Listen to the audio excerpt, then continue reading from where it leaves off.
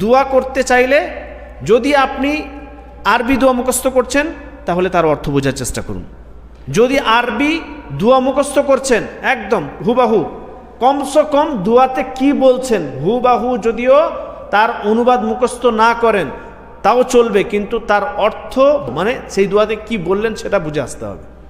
সেটুকু যদি না বুঝে আসে কোনো লাভ নেই।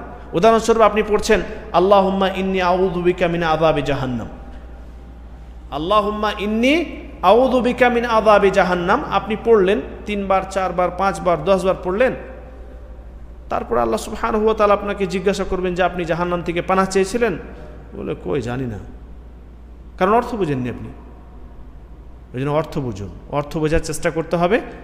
আর যদি কোনো দোয়ার অর্থ বুঝে না আসে তাহলে বোঝার চেষ্টা করুন, মুখস্থ যখন করে ফেলেছেন, নাহি বাংলা ভাষাতে যে কোনো সময় যে কোনো দোয়া বাংলা ভাষাতে করুন। বুঝে এলো?